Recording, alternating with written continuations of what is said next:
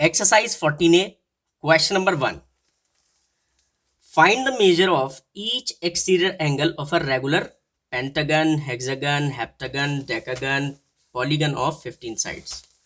मैं ऐसा मानकर चलता हूं कि आपको इस चैप्टर के बारे में कुछ भी नहीं पता, ठीक है।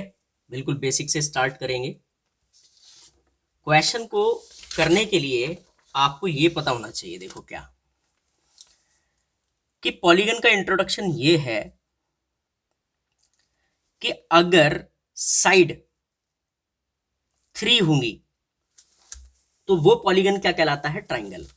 तो देखो कैसा होता है ट्राइंगल, ऐसा, ठीक है। इसमें कितनी साइडें हैं? 3। अगर n की वैल्यू 4 होगी, मतलब साइडें 4 होंगी, तो वो क्या कहलाता है? क्वाड्रिलेटरल। देखो वो कुछ इस तरीके से हो सकता है, ठीक है। कितनी साइडें हैं? 4।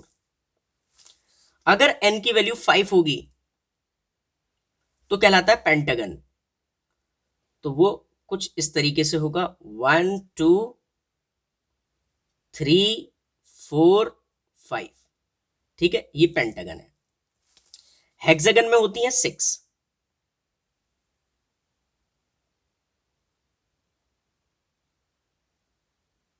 ठीक है। 1 2 3 4 5 6। तो इसी तरीके से हेप्टागन में होती है कितनी? 7, ऑक्टागन में 8, नोनागन में 9, डेकागन में 10। तो आपको ये याद रखना है, जब भी आपसे पूछा जाए कि पेंटागन में कितनी साइड्स होती हैं, तो आप कहोगे 5, हेक्सागन में 6, हेप्टागन में 7, ऑक्टागन में 8, नोनागन में 9, डेकागन में 10। तो ये चीज आपको लर्न रखनी है, ठीक है। अब इसके बाद देखो, एक बात समझो, जैसे मैंने एक ट्राइंगल बनाया, ठीक है, और इसकी साइड को मैंने इधर से प्रोड्यूस कर दिया। मैं आपसे पूछूं कि ट्राइंगल के अंदर वाला एंगल क्या कहलाता है, तो आप कहोगे इंटीरियर, ठीक है। और ट्राइंगल के बाहर वाला एंगल क्या कहलाता है, तो आप कहोगे एक्सटीरियर, ठीक है। अंदर वाला एंगल इंटीरियर और बाहर वाला एक्सटीरियर। अगर मुझसे पूछा जाए कि sum of,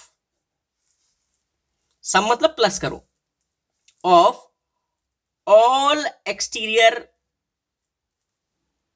angles of a polygon, मतलब सारे एक्सटीरियर एंगल्स का पॉलीगन के सम क्या होता है, तो आपको याद रखना है 360 डिग्री, ठीक है। ये याद रखना है आपको कि सारे बाहर के एंगल्स अगर प्लस कर दोगे, एक्सटीरियर एंगल्स को प्लस कर दोगे पॉलीगन के, तो 360 आता है। और अगर ईच एक्सटीरियर एंगल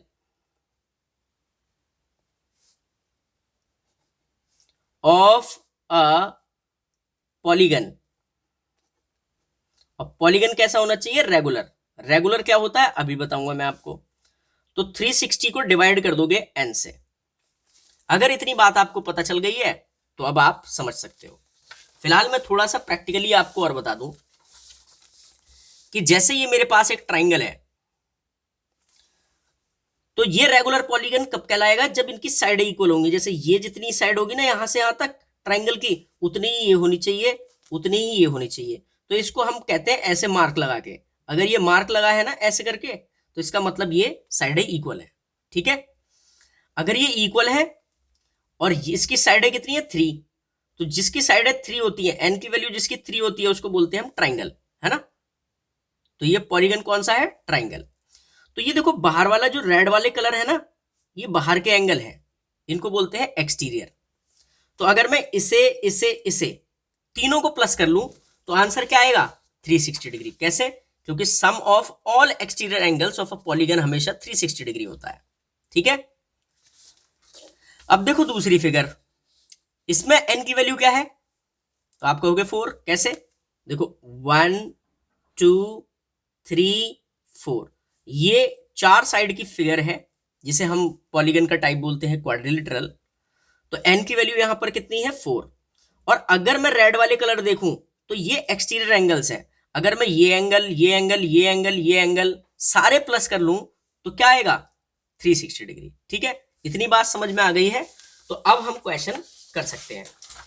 तो देखो, अब सबसे पहले उसने कहा मेजर बताइए each exterior angle of a regular pentagon. तो फर्स्ट वाले पार्ट में इसने हमसे कहा है पेंटागन, और पेंटागन में एन की वैल्यू क्या होती है? देखो, पेंटागन में एन की वैल्यू क्या होती है? 5। तो पेंटागन में एन इक्वल्स टू 5। ठीक है, और हमसे क्या पूछा इसने? Each exterior angles, each exterior angle of a regular polygon, regular polygon. तो फॉर्मूला इसका क्या बताया मैंने? जब भी ईच लिखा होगा, ईच मतलब हर एक, तो आप साइड से डिवाइड करोगे, क्योंकि बाहर के एंगल्स का सम तो 360 डिग्री होता है, और एन से डिवाइड करोगे तो एक का पता चल जाएगा। नहीं समझ में आया तो इधर देखो, फिर देखो।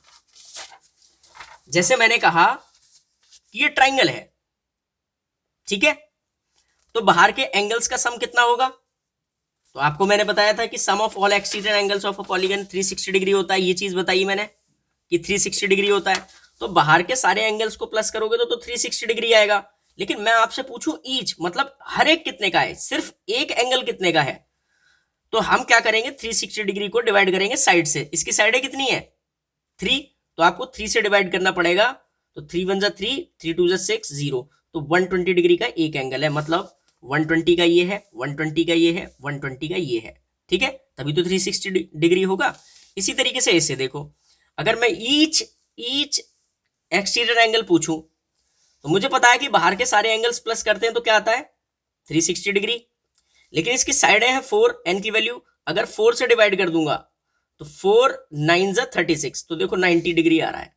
तो ये भी 90 है, ये भी 90 है, ये भी 90 है, ये भी 90 है। सबको प्लस करेंगे तब आएगा। तो अब आप समझ गए कि each exterior angle of a regular pentagon निकालना है। पेंटागन, तो एन की वैल्यू क्या रखोगे? 5। तो 360 डिग्री को डिवाइड करोगे 5 से, तो 5 के टेबल से कट करोगे तो 5 7 जा 35, 1 बचा, 10 हो गया, 5 2 जा 10। तो हमारा आंसर क्या आ गया है? 72 डिग्री। इसी तरीके से सेकंड वाले पार्ट में वो हमसे कह रहा है हेक्सागन है। हेक्सागन की वैल्यू क्या होती है? एन की वैल्यू क्या होती है हेक्सागन में? तो देखो एन की वैल्यू क्या होती है? एन की वैल्यू होती है हेक्सागन में 6। ठीक है, तो हेक्सागन में एन की वैल्यू 6। तो फॉर्मूला फिर से वही लिखोगे, each exterior angle of a regular polygon. तो फॉर्मूला है 360 डिग्री अपॉन एन, है ना? तो 360 डिग्री ऐसे ही रहा, और हेक्सागन में एन की वैल्यू 6 थी तो 6 से डिवाइड कर दिया, तो 6 6 जा 36 और 0, तो आंसर आ गया है 60 डिग्री। ठीक है, इसी तरीके से थर्ड वाला पार्ट। थर्ड वाले पार्ट में वो हमसे कह रहा है कौन सा है? हेप्टागन। हेप्टागन, हेप्टागन में एन की वैल्यू क्या होती है? 7। ठीक है, और फॉर्मूला क्या होता है? Each exterior angle of a regular polygon. तो फॉर्मूला क्या है? 360 डिग्री अपॉन एन, और 360 डिग्री हेप्टागन में कितनी होती है साइड? 7। तो 7 से डिवाइड करोगे क्योंकि एन की वैल्यू 7 है। तो रफ में इधर मैं 7 से डिवाइड कर देता हूं, तो 7 5 जा 35, 1 बचा, 0 नीचे आया, 7 1 जा 7, 3 बचा, डेसिमल लगा, 0 बढ़ा, 7 4 जा 28, ठीक है, 2 बचा, 0, 7 2 जा 14। तो मेरा आंसर आया है 51.42 डिग्री। ठीक है, ये आंसर है। इसी तरीके से नेक्स्ट पार्ट करते हैं अब।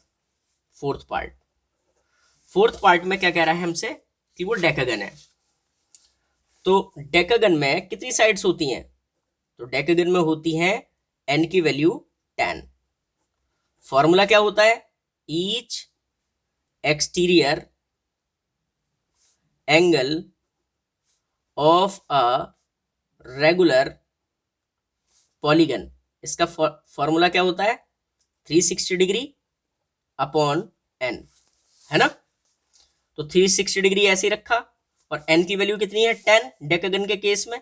तो 10 से डिवाइड करा, 0 से 0 कैंसिल हो गया, तो 36 बचा, 36 डिग्री।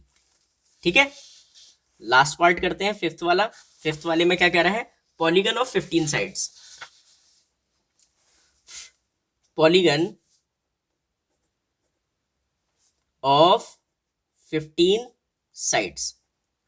तो आपको तो पता है कि n की वैल्यू क्या हो गई, यहां तो डायरेक्ट दे रखा है कि 15 साइड्स है, तो n की वैल्यू 15 ही हो गई है। फॉर्मूला आप जानते ही हो अब, each exterior angle of a regular polygon का फॉर्मूला क्या होता है? 360 डिग्री अपॉन n, है ना।